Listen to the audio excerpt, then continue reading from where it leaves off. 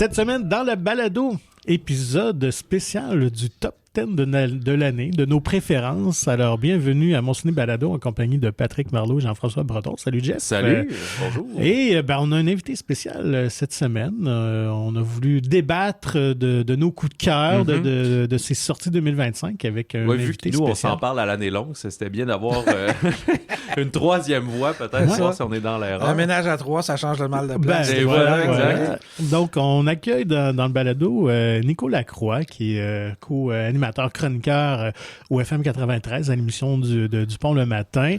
Un grand cinéphile qui pas collabore. autant que vous deux depuis quelques années. J'en manque un peu plus parce qu'il fait trop d'autres choses. Ouais. Mais à la base, c'est un amoureux du cinéma. J'en regarde pas mal quand même, plus que la moyenne. Ouais, c'est ça. Nous, on est un peu hors norme parce qu'on travaille là-dedans. Fait qu'on on les subit. On écoute ceux qu'on veut, on écoute ceux qu'on doit écouter aussi. Mais je vois des fois aussi sur Letterboxd beaucoup de monde qui écoute 10 films par semaine. Puis, non, ça, je suis pas capable. Je suis plus capable non plus. Là, c'est ça. Mais pas tous au cinéma, mais en général, un film par jour. Ou de quoi. Moi, D'ailleurs, parenthèse, je sais pas si c'est nouveau. Je suis tombé là-dessus hier. Il y a quelqu'un sur YouTube qui a fait une vidéo. Les choix Letterboxd pour chaque année comparativement au choix des Oscars. Et c'est très intéressant comme exercice. Souvent, les gens de Letterboxd ont fait un meilleur choix. Mais encore là, on parlait avant d'entrer en onde du bénéfice du temps. Oui. Et ça aide ça aussi pour les gens de Letterboxd d'avoir le bénéfice du temps pour décider du film de l'année. Oui, OK. Mais du vote interne que Letterboxd font ou de leur prédiction de l'Oscar? Non, okay. C'est le film le plus apprécié par année. Juste en cote. OK, ouais. Exact. Et comparativement au choix des Oscars. Oui, c'est ça. On donne la part belle aux réalisateurs étrangers. Ah, ouais, OK. Kurosawa et Melville profitent beaucoup de Letterboxd. Okay. Ben, c'est sûr que quand même les Américains demeurent un peu chauvins quand même. Je sais pas. Il y a ça, puis Letterboxd, c'est quand même une application par des fans de cinéma qui veulent se donner la peine de loguer, d'inscrire les films qu'ils ont vus, de mettre une cote, un commentaire, quoi que ce soit. Finalement, dans l'Académie qui vote aux Oscars, on ne sait pas vraiment c'est qui vote, puis on se dit que quand il y a 10 films en compétition, ils écoutent peut-être pas les 10. Même Denis Villeneuve en profite 2 fois. Oh. Ah, ben tant mieux. Ouais. Donc, oui. Comment procède-t-on aujourd'hui pour on y va vraiment avec nos coups de cœur. Je pense que les 10 films déjà, on n'a pas la prétention de dire c'est quoi le meilleur film de l'année. C'est des choix personnels. Puis moi, je pense le numéro 1 qui se détache des autres, je pense que les autres pourraient être interchangeables dans la liste. Okay. Fait qu'on pourrait peut-être juste lancer. Allons-y. En tour de table de position 10, 9, 8, 7. Ouais, c'est ça. S'il se retrouve plus haut, on n'est pas obligé de tout de suite spoiler il est où, mais on peut dire moi il va être un peu plus haut. Ouais. On reparlera pas des synopsis puis tout là, ça sera juste donner notre appréciation pourquoi ça nous a peut-être autant marqué. Sinon, c'était une belle année, vous pensez à rétrospective 2024 pour vous en tant que cinéphile? Oui, parce que la petite pause Marvel, ça te fait du bien ça? Ça fait pause Star Wars, pause Disney en général, ça fait du bien. Mais même s'ils ont eu des gros succès cette année, moi, je suis un fan un peu plus de fantastique et d'horreur. C'est une très belle année 2024. Là. J'ai pas eu de misère. J'aurais pu faire un top 10 juste de films de ce genre-là. Mais j'en ai quand même inclus plusieurs dans mon classement. Ben, je te rejoins. Moi aussi, étant un grand fan de ce genre-là, je pense qu'on a été bien servis.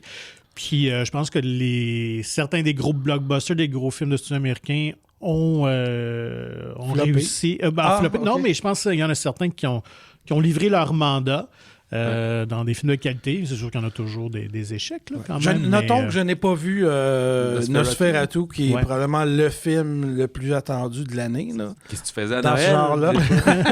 Maudit fatigant qui fait Noël. T'as la messe de minuit à la place. Hein?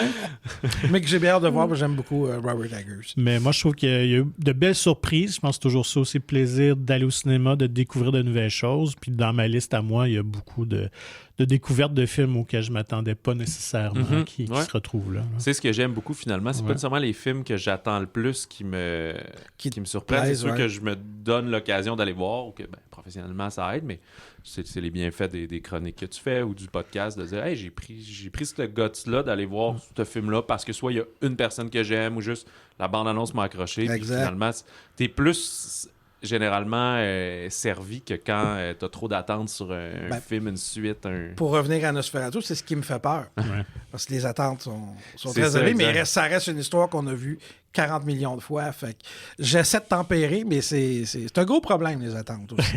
Oui. Alors, partons le bal. Je vais me lancer en premier. Je vais mettre en 10e position, mais encore là, entre guillemets. Moi, je vais me lancer avec Anora, le gagnant de la Palme d'Or à Cannes. Je suis pas friand habituellement des gagnants de Palme d'Or de Cannes. Ouais. Ce n'est pas mon genre trop, mais Anora, j'ai aimé ce clin d'œil à l'univers des frères Cohen, à cet humour-là décalé qui... Je pense que faisait écho justement à Fargo par moment, dans ces deux voyous-là très ineptes. Et surtout pour la prestation de Mickey Madison, la comédienne Adam qui est à couper le souffle. Une révélation, elle est incroyable.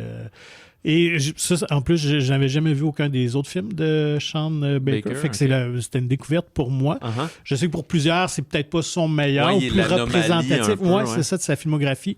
Mais moi, j'ai adoré exactement mon genre d'humour, puis genre de film que, malgré son 2 heures et quelques, ça passe super vite et tu te demandes juste, mais où va aller cette intrigue-là? Comment ça va se finir? Est-ce qu'il y a un peu l'effet de l'avoir vu au TIFF, d'avoir fait le tapis rouge et tout? Non, ça teinte-tu ton... Non, ça vraiment ton expérience. Ça aurait pu tout à fait, mais non, c'est vraiment, j'ai accroché.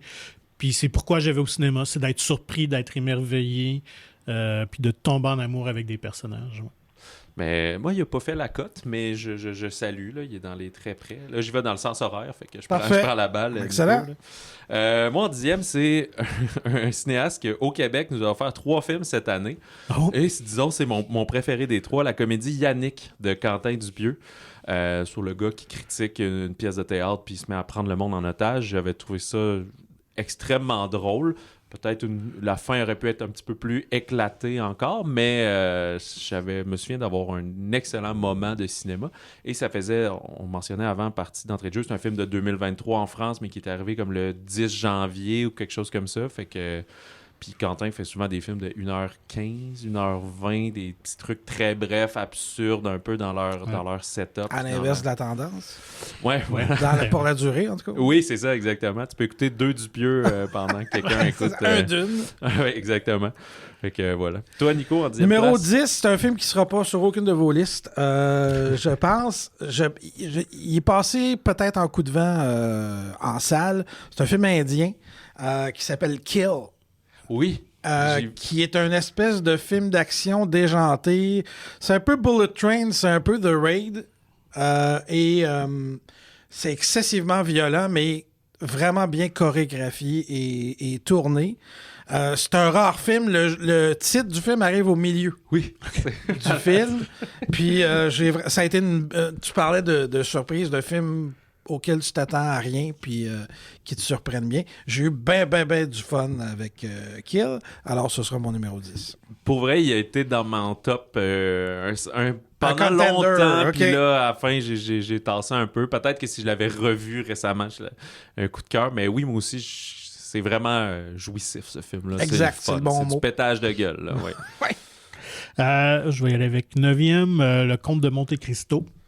Adaptation très classique du roman de Dumas. J'adore ce classicisme-là. Le cinéma historique français, quand c'est bien fait, j'adore. Pierre Niney, incroyable. En fait, tout le casting du film. C'est beau. 3 heures de temps, mais qui passe en un coup de vent. Toute la force du scénario, de condenser, d'adapter cette brique-là de 1000 pages et plus. Fait que oui, moi j'ai bien apprécié. L'an passé aussi, il me semble que tu avais aimé les Trois Mousquetaires, qui étaient par les scénaristes qui ont réalisé, passé derrière la caméra. Fait que moi, il faut croire j'ai une âme romantique en moi. Eh bien, j'ai aussi Monte Cristo, mais plus haut. J'y reviendrai plus tard. En 9e, moi, c'est The Outrun. Avec Saoirse Ronan, je m'entrais d'entrée de jeu. C'est un film qu'on a vu ensemble, puis moi, ça m'a vraiment percuté sur une fille qui veut essayer d'arrêter de boire d'alcool, d'être alcoolique. Elle veut régler ce problème-là. Elle s'exile comme dans une petite cabane au nord de l'Irlande, à observer la biologie marine et ornithologique et tout. Fait que, je sais pas, dans sa mise en scène, le jeu de Saoirse, ça m'a vraiment happé. J'ai beaucoup aimé ce film-là, que j'avais recommandé à ma sœur, qui a aussi également vraiment apprécié. Fait que c'est dans nos gènes, peut-être. Fait que ça fait partie des films, je pense que c'est plus personnel. Là. Je pense que personne dit que c'est pas bon, mais ça a peut-être moins frappé les gens autant, c'est ça que moi. Mais oui, même au cinéma, je sais même pas si ça a joué 2 semaines ces écrans au Québec. Là.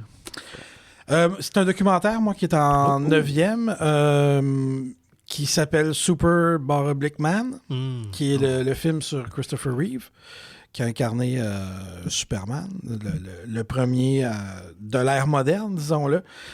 J'ai appris beaucoup de choses dans ce documentaire-là sur la vie après l'accident. Puis c'est une des choses que j'ai appréciées du documentaire, c'est qu'on perd pas de temps, on passe... Ils savent que tout le monde attend ça, donc on commence pratiquement avec l'accident de cheval qui a paralysé Christopher Reeve. Et on voit beaucoup de lui et de sa famille après. J'ai trouvé ça excessivement... pas juste touchant, ça l'est beaucoup. C'est beau et aussi c'est confrontant.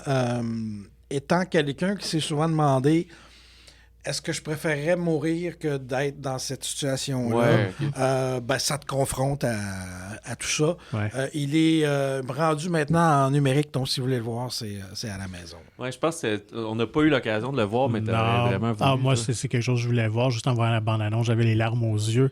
Fait que c'est quelque chose que je veux absolument voir. Quel récit touchant. Et quelle tragédie, parce que vous vous souvenez aussi que la femme de Christopher Reeve est décédée pas longtemps après lui d'un cancer du sein. Et malheureusement, c'est ce qui a fait sombrer Robin Williams, qui est retourné à l'alcool, aux drogues, parce qu'il était ça pendant plusieurs années. Il est assez présent, d'ailleurs. Il était parrain d'un des enfants de Christopher Reeve. C'était son meilleur ami. Donc, c'est vraiment... quelle tragédie. Puisque tu en parles, je considérais ça comme un spoiler, normalement, mais puisque tu en parles, pendant tout le... Parce qu'il y a beaucoup d'entrevues avec tous les membres de la famille, à peu près, mais on ne voyait jamais sa femme. Puis je me demandais pourquoi, mais moi j'ignorais qu'elle était décédée pas longtemps après.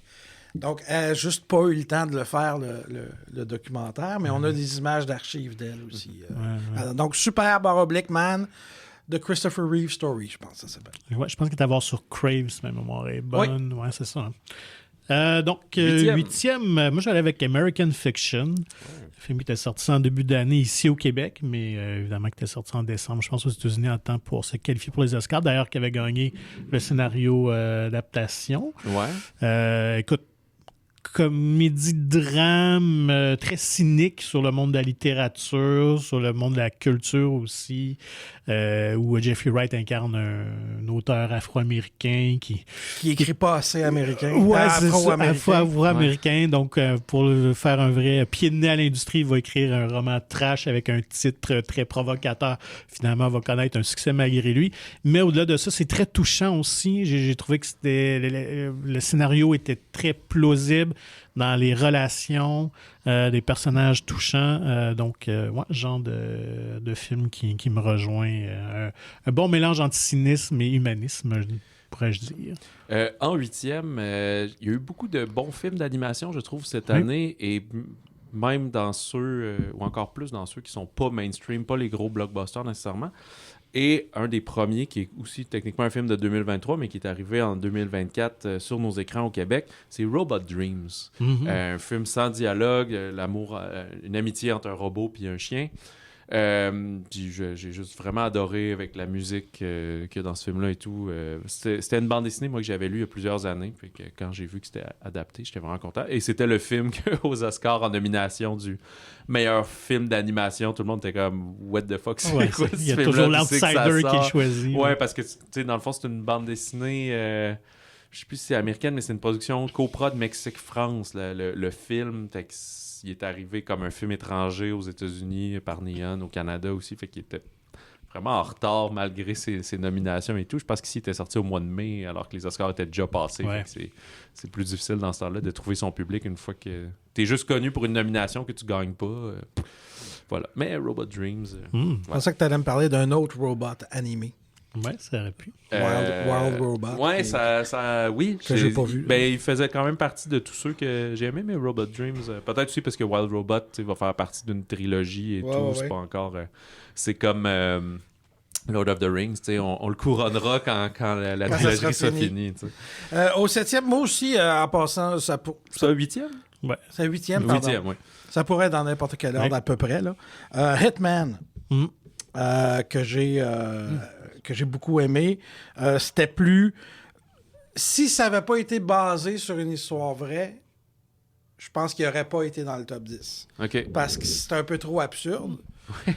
Évidemment, c'est un film, on comprend que c'est pas la réalité telle quelle, mais le cœur de l'histoire, qui est un gars tout à fait ordinaire, un prof, qui il a un sideline d'écoute électronique pour les autorités, puis il est obligé de prendre la place de quelqu'un qui se fait passer pour un tueur à gages. Et, pour hameçonner un peu. Pour hameçonner quelqu'un qui devait écouter. Et il se retrouve à le faire, puis à se découvrir là-dedans. Puis ça lui permet de devenir quelqu'un, d'atteindre un peu son plein potentiel. C'est très, très bon. C'est très sympathique. C'est très sexy. Tu sais, t'as un peu de tout. C'est ce que j'ai aimé du film. C'est drôle. C'est intriguant, c'est différent et c'est sexy aussi. Et c'est Richard Linklater, fait que c'est un bon exact, c'est un bon réalisateur. De personnage, d'histoire d'amour et tout. Là, Et on retrouve, là j'oublie son nom, faire exprès, mais le comédien qui est la nouvelle coqueluche d'Hollywood. Glenn Powell. Glenn Powell, ouais, c'est ça, de Top Gun et de Twisters. Et, fait que, oui, très bon choix aussi. Moi, je vais donc 7e, je vais aller avec Civil War. Film d'Alex Garland qui était sorti au printemps. Une histoire dystopique sur à peine.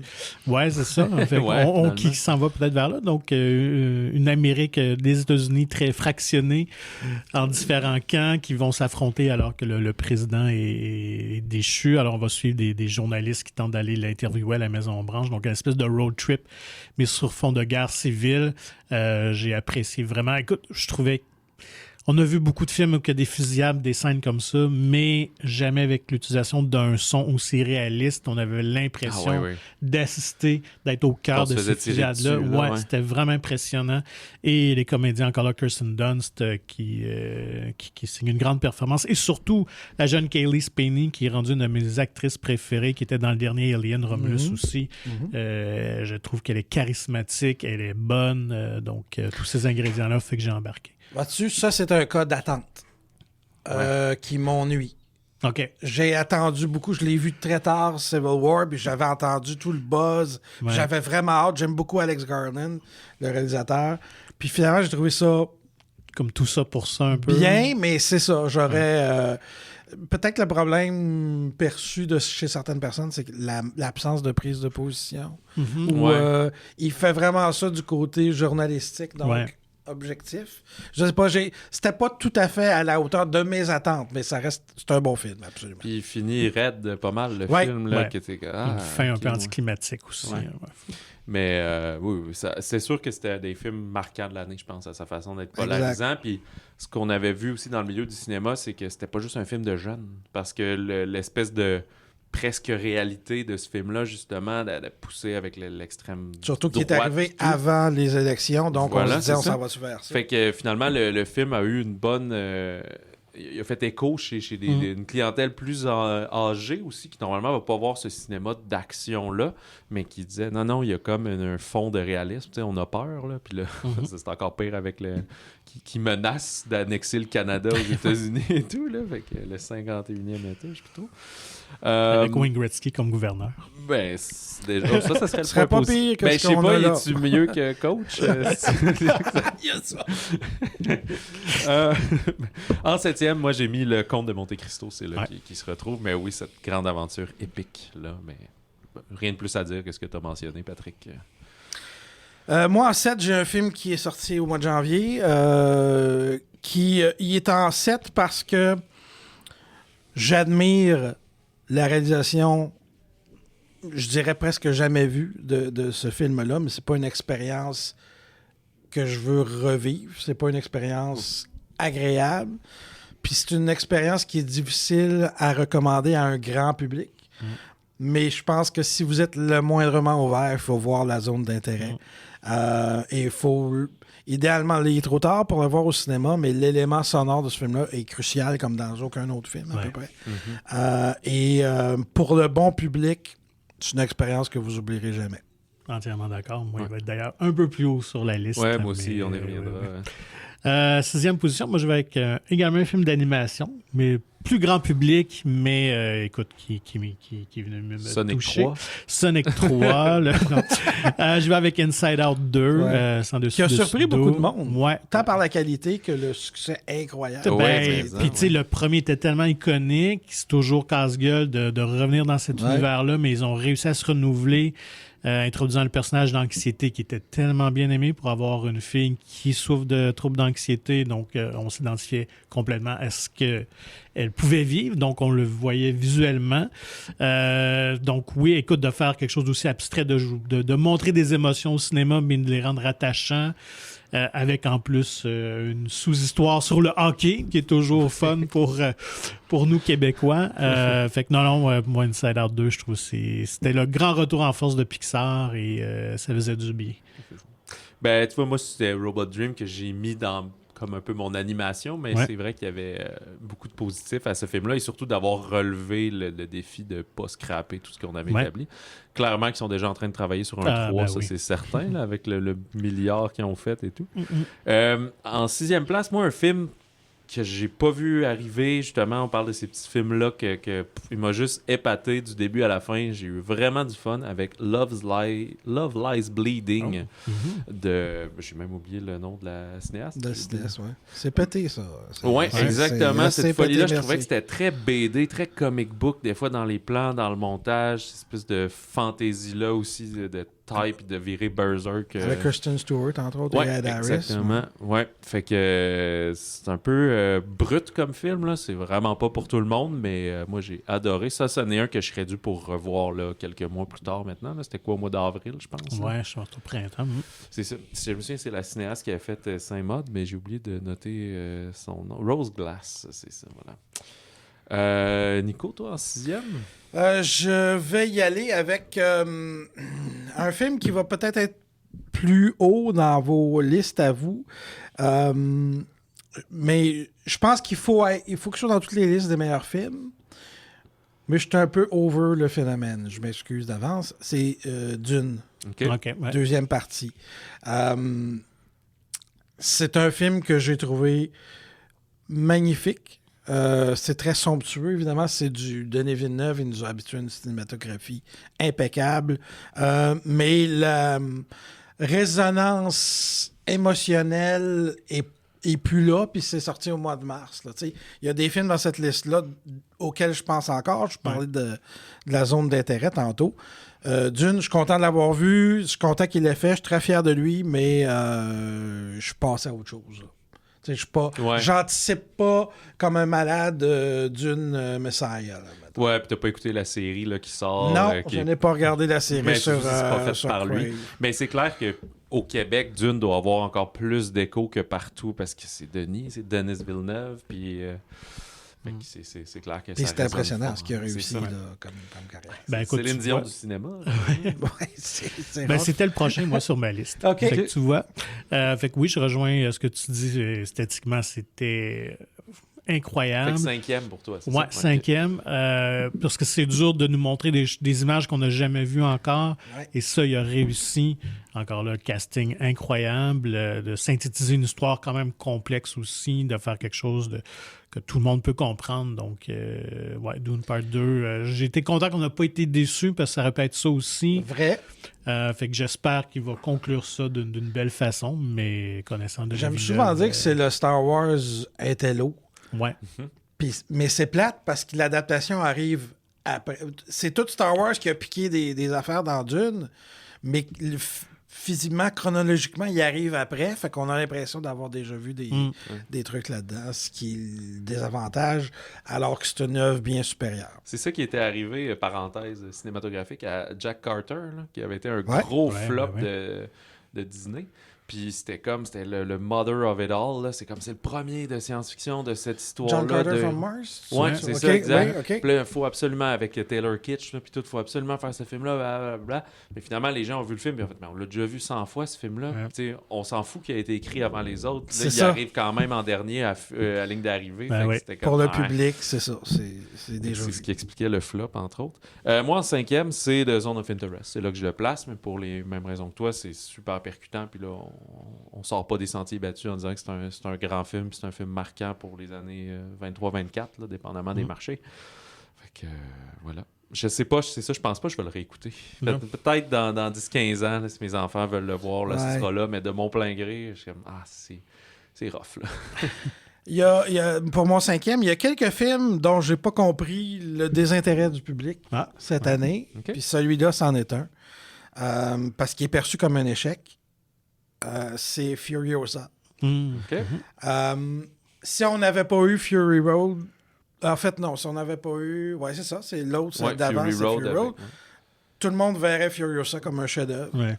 Malheureusement, il souffre un peu de la comparaison avec le précédent, qui était plus compact, qui était plus action claire, effectivement, mais il reste que Furiosa, c'est un film fantastique. Si c'était le dernier film de George Miller, ça fitterait très bien.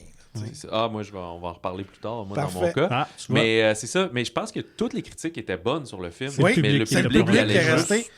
Je disais, l'autre exemple que j'ai, c'est de Fall Guy, que j'ai pas compris pourquoi ça n'a pas marché. Oui, moi aussi, il est pas finalement dans mon top, mais comédie romantique, agréable, hommage au cinéma, nostalgie en masse. Il y a des vedettes qu'on aime, des faces qu'on aime voir, puis tout. Fait que, ces mystères-là. Tu vois, Mad Max n'est pas dans ma liste top 10, mais dans les mentions, assurément, j'avais beaucoup aimé ça, moi aussi. Je trouvais que c'était une belle continuité à l'univers de Mad Max. On est rendu au 4e. Moi, je vais aller avec Saturday Night. Oui, OK, je te reconnais là. Oui, ça, c'est sûr que ça vient me rejoindre. Donc, évidemment, un film qui relate les 2 heures avant la mise en onde du premier épisode de Saturday Night Live, dont je suis fan. Et pour lequel tu avais beaucoup d'attentes. J'avais beaucoup d'attentes et ils ont été comblés. Réalisé par Jason Reitman, fils d'Ivan Reitman. Écoute, je trouve que c'est un tour de force incroyable parce que c'est quelque chose quand même d'un peu banal, mais par sa réalisation avec des longs plans séquences qui évoquent un peu Birdman. C'est quasiment one take. Oui, en tout cas des longs plans séquences où on se promène partout dans les coulisses. Tout doit être chorégraphié parce qu'il y a du monde qui se croise, c'est le chaos. C'est un zoo, c'est fou. Là. On verrait plus ça aujourd'hui, une émission de télé qui arrive en ondes comme ça où tout le monde Ils savent même pas dans le pacing de l'émission 2 heures avant. Là. Et les comédiens sont tous incroyables, sans tomber dans la caricature des Chevy Chase, Dan Aykroyd et tout ça, ces visages-là qu'on connaissait à l'époque, mais je trouve qu'ils les évoquent bien. Et c'est le jeune label, j'ai oublié son prénom, qui incarne Lorne Michaels, qui était dans le film de Steven Spielberg, Les Fabelmans, qui est juste très bon. La musique aussi, avec un rythme très jazzé, qui nous propulse dans le chaos. Fait que moi, Saturday Night, j'ai adoré chaque seconde et j'étais scotché devant l'écran. Fait que gros coup de cœur pour ce film. En 4e place, un film que des fois j'ai l'impression que je suis peut-être le seul au Québec qui l'a vu parce qu'il ne rencontre pas du tout son public. Il est sorti un peu sur une gosse. Lui qui représente le Danemark au meilleur film international, c'est The Girl with the Needle, la jeune femme à l'aiguille.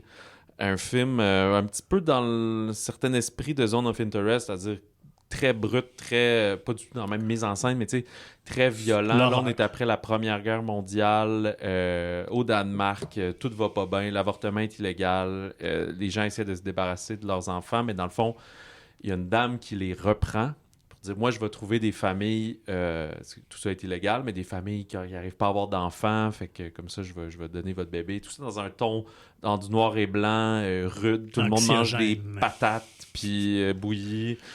Son ex-mari revient de la guerre, il est amputé, il est rendu à faire des freak shows dans les cirques. Oui, c'est ça, là. Avec le lutin, là, c'est un... Oui, exactement. Un one-two punch. En fait, ça peut être ça. Ton lutin, il a fait une joke. Puis... Non, OK, tu veux dire le film Le Lutin? Moi, j'étais là, ceux qui montrent des lutins qui font des mauvais coups. Là, il y a parti Girl with the Needle. Les enfants écoutent un bon film. Oui, c'est ça. C'est pas l'étranger de M. Jack, ça. Non, c'est plus intense. Fait que ça m'a vraiment percuté. Je trouve que c'est un très beau cinéma et tout, mais tu sors pas avec le sourire, ça, c'est certain. C'est plus des espèces de films traumatisants, là, je trouve. Là, c'est un film d'horreur, parce que c'est horrifique ce qu'on voit. C'est ça. Mais c'est pas des jump scares. C'est de l'horreur humaine. Ouais. Exactement. Fait que voilà, ça fait beaucoup référence à de l'avortement puis de la mortalité infantile, tout ça. Fait que voilà, mais il est encore à l'affiche dans certains cinémas. Il est encore sur la courte liste. Il représente le Danemark pour le score du meilleur film international. On verra bien, mais c'est pas le chouchou du public. Mais on a numéro 4, hein, c'est ça? Mes 4 autres choix sont dans le fantastique. OK. Il y en a une bonne partie qui font partie du cinéma féministe. Mais encore là, c'est une étiquette que vous l'attrapez le message ou vous ne l'attrapez pas. Coucou. OK, oui. C'est un film que je suis pas capable de m'enlever de l'esprit depuis que je l'ai vu. C'est tellement pété, même pour de l'horreur, c'est un concept tellement pété que j'ai adoré ça. Puis, comme je vous dis, un film qui reste avec moi aussi longtemps, ça veut dire qu'il y a quelque chose là. Ça m'en va être Hunter Schafer, entre autres, et Dan Stevens, qui a une grosse année. Dan Stevens, il était dans Abigail, il était dans Kong. Et, il y a une carrière internationale. Il joue parce qu'il est fluent en Allemagne, en allemand, fait qu'il joue partout. Et il est souvent très amusant. C'est un Britannique à la base, fait qu'il... Ah, je sais pas si oui, ça, parce qu'il était dans pas. les Downton Abbey puis tout, fait qu'il est capable de jouer britannique, comme les Britanniques, il est capable de faker l'accent américain, puis il parle allemand. Puis il fait du drame, puis de la comédie, puis de l'horreur. C'est une... je peux quasiment pas vous expliquer l'intrigue tellement que c'est pété. Mais c'est une jeune fille qui est forcée de travailler dans une espèce de resort dans les Alpes, je pense. Du côté allemand. Là, ouais, exact. Suisse allemande, je pense. Puis il se passe des affaires très étranges. Surtout la nuit. Mais vous n'avez aucune idée à quel point c'est étrange. Ah, écoute, je l'ai vu récemment. Je l'avais manqué au cinéma.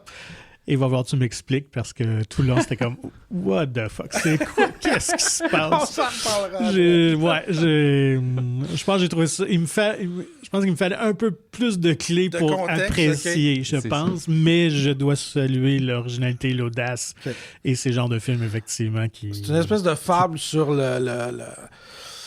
je dirais la conception forcée, une autre version peut-être de La Servante écarlate, mais vraiment très, très différente. Puis, ce qui est cool du film aussi, c'est que l'espèce de créature qui pourchasse, qui est très énigmatique, ben c'est aussi une nouvelle création. T'sais. Souvent, dans les films d'horreur, on parlait de Nosferatu, on voit de la franchise, on voit des zombies, des choses. C'est ça. Puis là, c'est comme totalement unique. Quelque chose de nouveau, une espèce de créature mi-humaine, on sait pas trop et tout. Fait que belle création de ce côté-là. Alors moi, pour le prochain choix, je vais rester dans le très concret. Top 3, là. Moi, je vais avec Sing Sing. OK. Très bon film sur la prison, évidemment, Sing Sing, prison fédérale américaine où les pires criminels sont incarcérés. Et au tournant des années 2000, il y a un détenu qui avait fondé un programme de théâtre.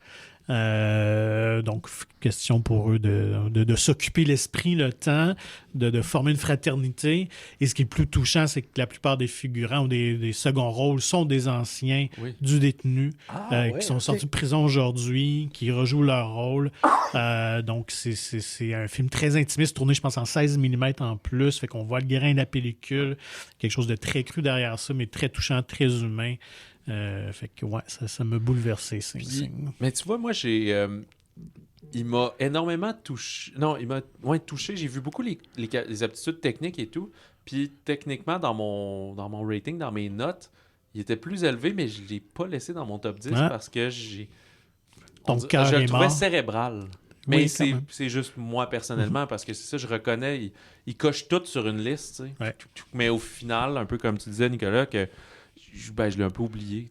Comme peut-être parce que c'était sorti au mois de mai. C'était viscéral pour Patrick. Puis là, on dirait que l'effet du temps, il s'était frité. Puis là, je le regardais. Puis j'avais mis genre 4,5. J'avais vraiment aimé ça, mais je le sais pas. On dirait que j'irais pas. Je leur défends. J'aurais de la misère à leur. Ben, pas à leur défendre parce que je sais que les qualités sont là, mais être comme. Ouais. Peut-être que si je l'avais revu, ça aurait recrinqué ma jauge à amour pour Sing Sing, mais c'était dans les très bons films. Mais c'est ça que je suis plus trop sûr. C'était comme un film de 2023, mais il va-tu être aux Oscars cette année ou il était justement l'autre année d'avant? Non, il n'était pas l'année passée. C'était... Okay. Mais là, il est un peu... Je l'ai vu dans des listes. Y a-tu au Golden Globe? Y a-tu non, je pense que... Domingo Coleman, il est comme boudé un peu. Je pense que lui a dû être en nomination. Mais je m'attendais à ce qu'il soit peut-être plus présent en termes de prix. Là, mais on en a pas parlé c'est ça. Mais je pense qu'un peu à l'image du film, il est sorti une drôle de période en plein milieu de l'été pour un film de ce genre-là. Il doit être écrit sur Letterboxd, c'est 2023, mais ça doit être à cause d'un festival ou quelque chose comme ça qui a joué.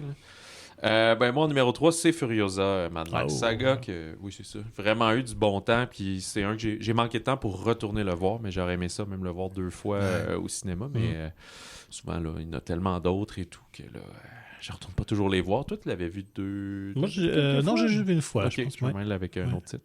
Mais, ouais. Enfin, on dirait que refaire l'exercice du top 10 me donne envie de... Il y en a 3-4 dans mon top, surtout ceux que j'ai vus il y a plus de 3 mois, mettons. Là. J'étais comme, OK, il faudrait que je les réécoute. Très bon. Numéro 3, Nico? Je vais y aller... film féministe, là. C'en est un? Mais je sais, t'as dit c'en est un de 2, oui. The Substance, je le mets juste au numéro 3. C'est un film dont tout le monde va parler cette année, ou dont tout le monde parle cette année. D'après moi, il reste à être nommé par Patrick et moi aussi. Oui, j'ai imaginé. D'ici la fin de l'émission. C'est pour ça que je vous dis que je le mets juste 3. J'imagine qu'il va être 2 ou 1 pour vous. La raison pour laquelle il est 3, il y a entre autres les 10 dernières minutes qui sont absolument de trop. J'aurais excisé les 10 dernières minutes. OK, même si ça devient coco banane et tout. Trop, c'est ça. Ouais. Je trouve que ça dilue un peu ce qui est venu avant. Dilué dans trop de liquide, justement. Exactement. Puis j'ai pas de misère avec le grand guignolesque d'habitude, mais là, je trouvais que ça fitait plus ou moins. Une phrase, pas une phrase, mais un aspect intéressant que je trouve qui est pas souligné, puis c'est peut-être parce que moi, j'ai pas d'enfant, mais moi, je l'ai vu aussi comme une fable sur la maternité. T'as une fille qui sort de toi, qui est toi en principe en version améliorée, mais qui se laisse traîner, puis qui fout un peu le bordel dans ta vie et tout ça. Puis personne ne semble aborder cet aspect-là. Fait que je me suis demandé si Mme Farjean, Coralie, détestait sa fille ou avait pas de fille ou quoi que ce soit. Je sais pas. Mais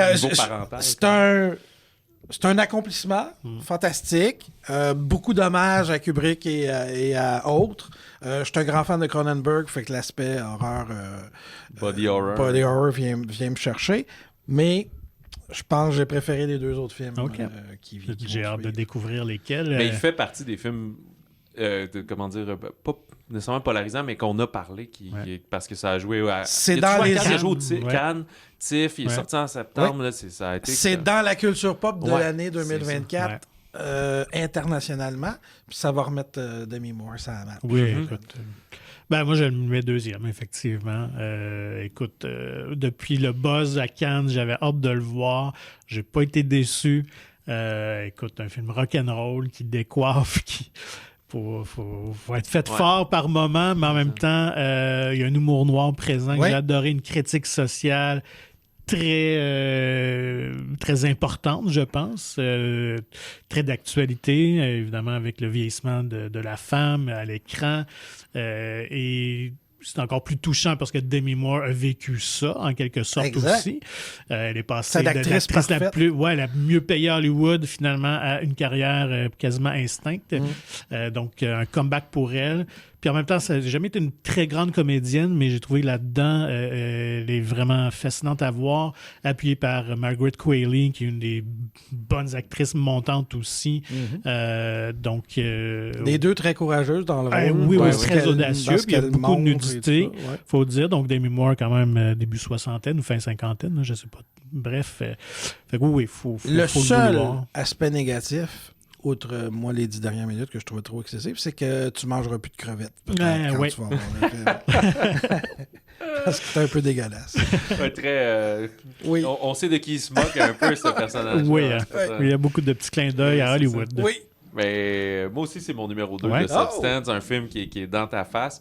Puis je relisais ma critique à l'époque pour me remettre dans le bain. Puis c'est ça, c'est comme... Faudrait pas que tout le cinéma soit comme ça. C'est très intense, c'est agressif. Mais mon point négatif, c'est que je trouve que 2h20, c'est un petit peu long pour ce film-là. Comme d'habitude, je sais pas qu'est-ce que j'aurais coupé nécessairement. Toi, c'est plus la fin. D'autres, peut-être, j'aimais la fin, mais c'est peut-être de couper une petite minute à ça et à là. Puis on dirait qu'à 2 heures, il aurait été c'est ça. On avait compris. Là. C'est ça. Mais ouais, c'est ça. Mais 2, quand même. Oui, voilà. Fait qu'il est tout dans notre top 3. Donc, ça vous dit quelque chose déjà là. Mon numéro 2 à moi sera Vampire humaniste cherche suicidaire consentant. Puis, mais en fait, c'est plus parce que je me dis, c'était pas l'autre année d'avant, ça? Ouais, il est sorti en 2023, mais on va te Sérieux? pardonner. Ouais. Oui, c'est Ah correct. oui, ah, Oui, parce que c'était octobre 2023. Ah, excusez-moi. Bon, Mais c'est pas grave. J'ai triché sans le Mais vouloir. non, c'est plus moi, je me suis en train de me dire, c'est moi qui l'ai zappé. Mais c'est celui que j'ai vu hier. C'est ça que j'ai vu hier. Mais ce qui est mêlant, c'est parce qu'il était au Gala Québec Cinéma, là, puis il a gagné plein de choses. Exact. Sauf qu'eux, ils n'ont pas la même période d'admissibilité. Septembre, je pense. Ouais, ou décembre, septembre à septembre. Ouais, c'est ça. Alors, voyez-le quand même. C'est tout à fait charmant oui, et beaucoup plus drôle que ce que je pensais. Ouais. J'ai adoré ça. Puis c'est un film que je pense à l'époque, tu sais, il a fait quoi de 300 000, 200 000, ça avait l'air... C'est difficile de le rendre vendeur, je pense. Ouais. Puis c'est l'inverse, c'est l'effet du temps, le fait qu'il a gagné des prix, là, probablement qu'il est sur Crave. Je pense que plein de monde vont se donner la peine, faire « OK, ça avait l'air aride, lourd, puis tout. » Puis c'est comme « Non, c'est juste pas assez cucu, absurde, c'est drôle, mais... c'est comme je vous dis, c'est charmant.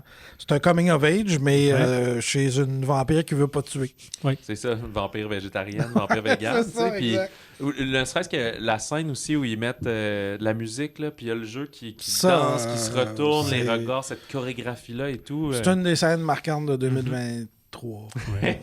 Marqué pendant 2 ans. C'est ça. Ben, ouais, l'année dernière, il était dans nos top 10 et moi, c'est mon film québécois préféré de l'année. J'avais adoré ça aussi. Fait pas à côté de la traque, sauf pour la date. Ouais, c'est ça. Ça veut dire que si théoriquement, là, on aurait Substance numéro 2 peut-être partout, là, les 3. Oui. Moi, mon numéro 1, il est déjà sorti. Par toi, Nico, moi, je vais avec The Zone of Interest. Grand amateur de films de Deuxième Guerre mondiale sur la Shoah. Il y en a tellement eu, donc d'arriver avec une proposition originale, c'est dur. Différente. Ouais, différente. Fait que j'ai été juste complètement happé. Tu l'as dit, le son est tellement important. La façon qu'on utilise le son, c'est pour ça que le cinéma existe. Et de montrer la beauté de cette vie familiale-là, parce que ça traite du directeur du camp d'Auschwitz, S, avec sa famille qui vit dans un milieu bucolique, sachant tout l'horreur qu'il y a juste à côté, mais qui n'est jamais montré, mais suggéré. Il y a un décalage qui est juste dur pour le cerveau à comprendre. Et autant Schindler's List montrait cette haine-là que pouvait avoir Eamon Goethe, qui était directeur du camp pour les Juifs. Ici, c'est juste la froideur bureaucratique. C'est ça.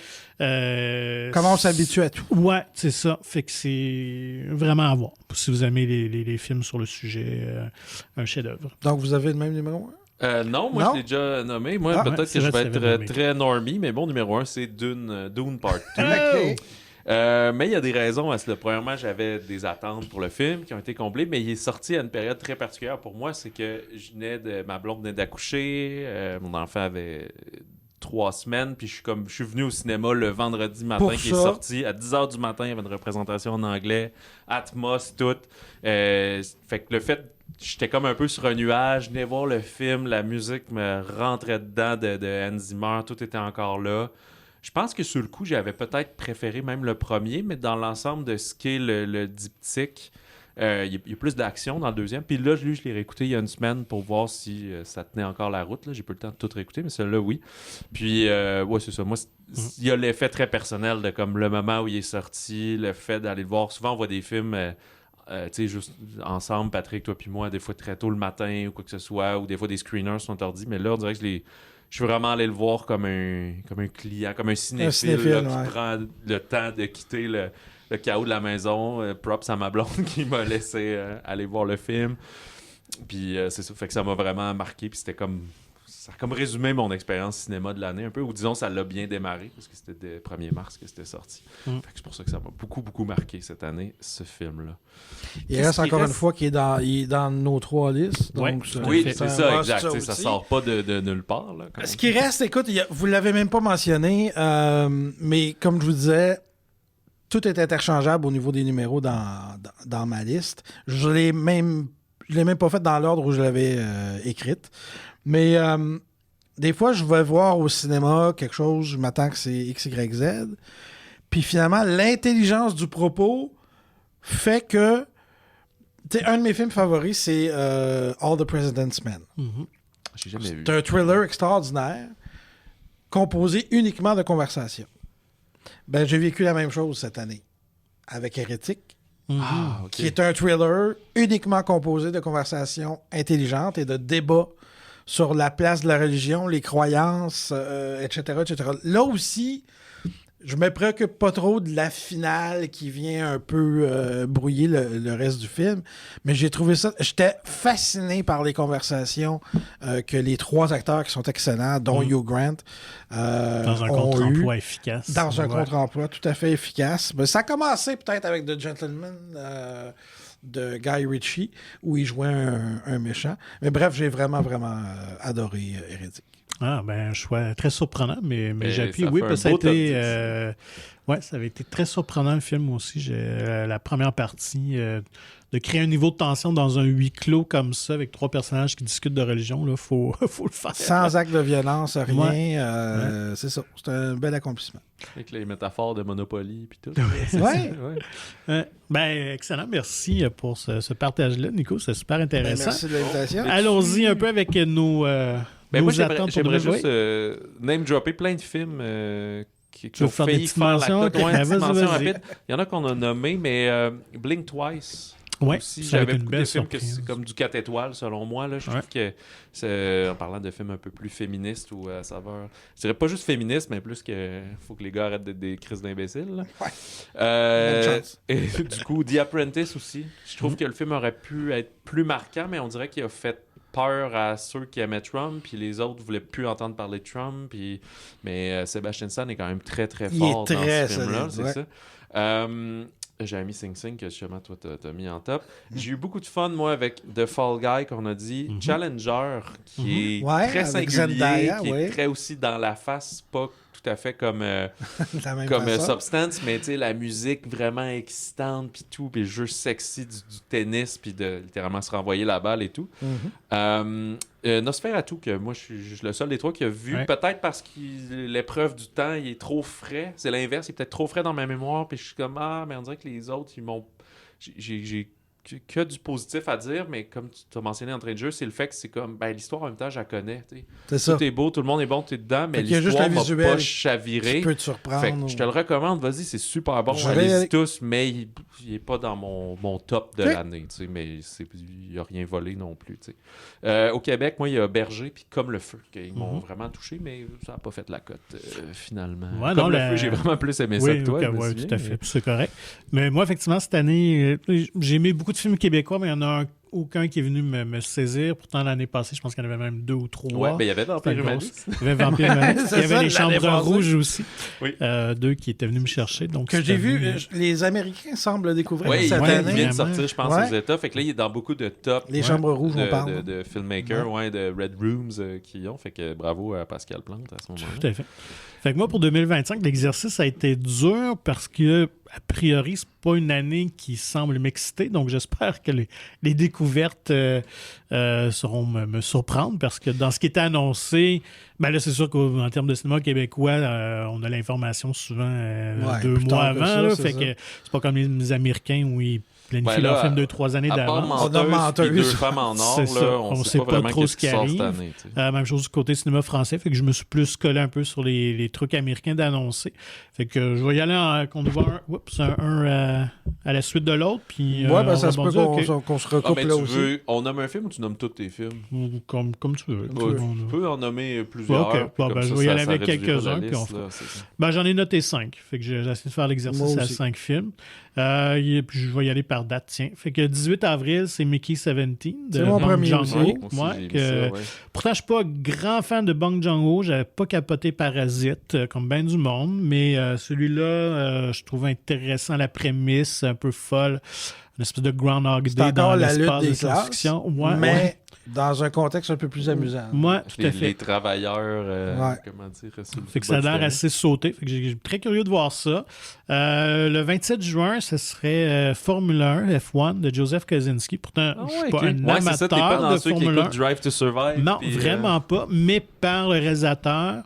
Il m'avait ébloui avec son Tron, autant Top Gun Maverick, puis l'autre film qu'il avait fait aussi de sanction avec Tom Cruise avant, là, j'ai oublié le titre. C'était pas Gravity, mais non, ça c'était Matt Damon. Oblivion. Ouais, moi je fais partie de ceux que j'avais bien aimé. Avec je trouve visuellement amène toujours quelque chose de nouveau.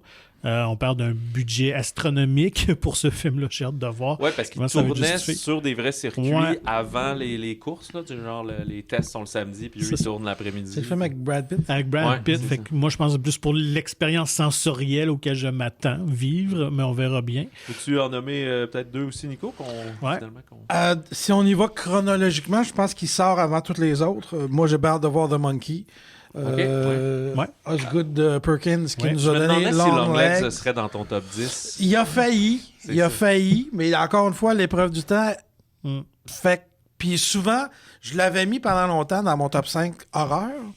Puis je regardais les commentaires des gens qui le regardaient puis disaient c'est correct, mais c'est pas si. Je pense que d'être surfait dans la réputation lui a nuit, lui aussi.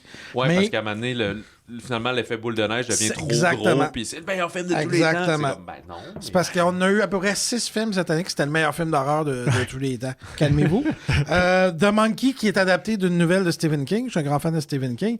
Mais il a l'air de l'avoir fait à la Final Destination. Ça a l'air d'être plein de monde qui se retrouve avec le fameux singe, puis qui souffre incroyablement. Fait que je vais être curieux de voir ça. Puis ça arrive au mois de janvier. Février, par exemple. Février, ouais. OK. Ce serait temps qu'on commence à avoir des bons films en janvier, février. Traditionnellement, c'était un peu plus la dompe. Oui. C'est du cinéma international de qualité qui est plus aride des fois, ou de la dompe américaine, oui. 28 Years Later, évidemment, et dans les films que je suis très curieux de voir. J'ai peur d'avoir trop d'attentes. J'ai peur que ça soit décevant, moi aussi, mais j'ai hâte de le voir. Parce qu'on a vu que Aaron Taylor-Johnson est capable du meilleur comme du pire. Ouais.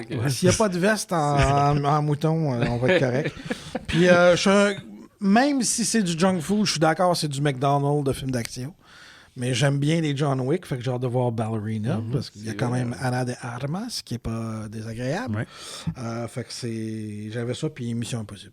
Okay. Ouais, moi aussi, Mission Impossible. Moi, c'est ma franchise préférée. Ben, il s'améliore presque à chaque film. Ouais. Puis là, sauf peut-être le dernier, que j'ai trouvé moins bon que les autres. Ben, c'est peut-être le contexte qu'il soit un two-parter, que ce soit juste la moitié d'un film, puis tout, c'est ça qui rend peut-être ça plus difficile. Mon premier, 17 janvier, Wolfman de Lee Whannell, film d'horreur, très curieux de voir ça. J'ai pas énorme attente, mais le Invisible Man qu'il avait fait était vraiment intéressant, une twist contemporaine. Puis ça a l'air de se passer comme dans une seule nuit, là, mais c'est peut-être moi qui ai mal interprété la bande-annonce ou quoi que ce soit. On a parlé quand même au Québec, 2 femmes en or. Vraiment curieux de voir ce projet-là. Puis il faudrait que j'écoute l'original, le vieux, que je pense qu'il est vraiment plus coté comme un mauvais film, mais je serais bien curieux de voir ça, ou les caméos de l'époque. Puis peut-être, je me suis pas rendu vraiment plus loin que ça, mais j'ai réécouté les films de Marvel, je les écoute, mais je finis par les oublier. Tu sais, Thunderbolt, ça a l'air drôle, mais je sais pas. Mais j'ai réécouté la bande-annonce, la dernière, du Captain America Brave New World, et je suis vraiment curieux parce qu'il la mise vraiment sur un thriller politique, du grain sale. On dirait... justement, les films d'Harrison Ford, là, quand il devait sauver le président. Quand tu faisais Jack Ryan. Ouais, c'est ça, puis ces affaires-là, fait que ça a l'air d'être ça. Mais est-ce que c'est juste une tricherie de bande-annonce qui mise vraiment là-dessus, puis que le film, finalement, va un peu ressembler à tous les autres? J'ai pas énorme attente, mais je suis très curieux de voir le Red Hulk te fait pas peur? Je connais pas assez la mysticité, mais il le cache vraiment pas. Là, dans la dernière bande-annonce, on voit Harrison Ford qui se cache, c'est lui. J'oublie son nom de président. Là. Personne n'a nommé Superman. J'allais le faire. Tu vois, moi, Superman, je suis très nerd. Vous parlez de Christopher Reeve et tout, je me souviens, mais moi, je suis peut-être juste trop jeune pour avoir écouté. J'ai eu peur un peu. Écoute, oui. Vends-nous ta salade. Moi, je pense que ça peut aller d'un côté ou de l'autre, mais ce qui me donne confiance, c'est James Gunn, avec ses Gardiens de la Galaxie. Donc, il est capable d'amener ce côté-là funky à la mythologie de Superman avec son Rocket Raccoon. J'ai hâte de voir le traitement, mais... La série est très bonne, la série de comment il s'appelle, là, avec John Cena. Là. Oui, Secret Agent. Non. Mais, en tout cas. Oui. Il est en bobette, là. C'est ça. C'est lui qui est derrière ça aussi. Puis il avait fait un des meilleurs films de DC, Suicide Squad aussi. Ben, c'est ça dont découle. Il a fait le bon ce bonhomme-là. Donc, oui, effectivement. Très curieux, puis ça a l'air très révérentiel déjà dans la bande-annonce avec le clin d'œil au thème de John Williams, Malaguette électrique. Fait que je donne sa chance. J'espère retomber en amour avec le personnage. Malheureusement que Zack Snyder m'avait fait me laisser indifférent. Peacemaker, parce que là, je sais que les gens écoutent et ils crient après nous autres. Là. Merci d'avoir... Fait que ça, vous pouvez arrêter de crier. Ça s'en vient le 11 juillet. Parce que pourtant, tu parlais de Superman 2 secondes, Henry Cavill était un très bon Moi, je trouve qu'il était un bon casting. Adoré Man of Steel. Moi, je trouvais qu'il était un bon Superman, mais il était un mauvais Clark Kent. Okay, c'est le classique des films d'être le persona puis le super-héros. Je pense qu'il faut les deux. Il faut quand même un certain charme pour incarner Clark Kent. Et une vulnérabilité qu'il n'y avait pas nécessairement à cause de sa chaîne. Je trouve qu'on a dénaturalisé le personnage de Superman. Beaucoup trop. Je comprends ce qu'ils ont voulu faire, c'est ça, parce mais que finalement, moi, il fitait avec les colosses qu'ils ont créés, avec Ben Affleck, avec Aquaman, Jason Momoa, puis tout, il y avait tout la même shape, là, un peu. Oui, c'est ça. Puis on a joué vraiment la carte. C'est un dieu qui essaie de trouver sa place parmi nous.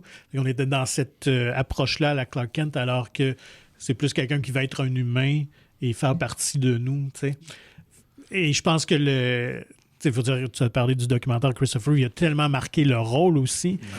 Fait que c'est dur d'arriver avec une proposition nouvelle. C'était un rare casting parfait. Vraiment, là, et dans le ton du premier film qui était parfait. Fait que bref. Je vais essayer de me mettre à jour d'ici la sortie de écoute au moins les deux premiers de l'époque. C'est l'original Superman de Movie. Puis si tu as écouté le 2, écoute le Director's Cut de Richard Donner. Parce que lui, il avait été renvoyé pendant le tournage du deuxième, parce qu'il tournait un peu les deux simultanément.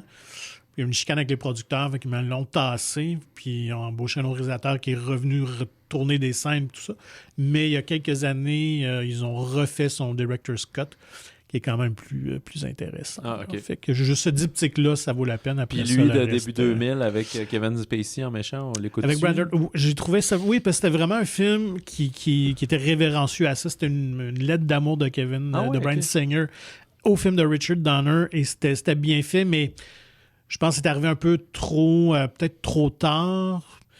Pour que les gens embarquent. Puis je pense que les films de super-héros étaient rendus ailleurs. Je me souviens même plus c'était qui, Superman. C'était Brandon Routh qui était intéressant, honnêtement. Je trouve qu'il pour le casting des deux, il émulait bien quand même le Superman de Christopher Reeve, parce que c'est dans cette continuité-là, en fait. L'idée, c'est qu'il était parti loin mais il était parti essayer de retrouver des survivants de Krypton, puis fait qu'il revenait sur Terre genre 10 ans plus tard. Fait que là, en tout cas, bref, ça vaut quand même la peine. Mais est-ce que tu partages l'amour de Man of Steel de Nico? Ou toi, t'avais détesté? Non, Man of Steel, j'avais été déçu, effectivement, par l'approche. Je comprenais ce qu'ils ont voulu faire, mais je trouvais que ça collait mal au personnage de Superman. Fait qu'on cherche un reset. Ouais, je pense que. Sinon, 4 juillet, écoute, ça a passé sous le radar, mais en fouillant un peu, j'ai vu que ça s'en venait. Il y a une nouvelle comédie musicale de Trey Parker puis Matt Stone. Ça va être niché, ça. Écoute, mais produit aussi avec Kendrick Lamar. Puis dans le fond, écoute, je vais lire le synopsis comme ça. Fait que ça tourne autour d'un jeune homme afro-américain qui est embauché dans un musée où il incarne un esclave là, dans des reproductions, tout ça. Puis il va se rendre compte finalement que les ancêtres de sa blonde, qui est blanche, était propriétaire de ses ancêtres à lui. Oh, OK. Fait que je pense qu'on va être... Déjà, ça donne le ton. C'est les gars de South Park. Ça va être dans le pas et ça sort le 4 juillet. 4 juillet. Évidemment, ouais. Fait que, écoute, déjà là, Trey Parker, Matt Stone, je vais les suivre n'importe où. Team America, je pense que c'est une des... dernière fois que j'avais autant ri au cinéma.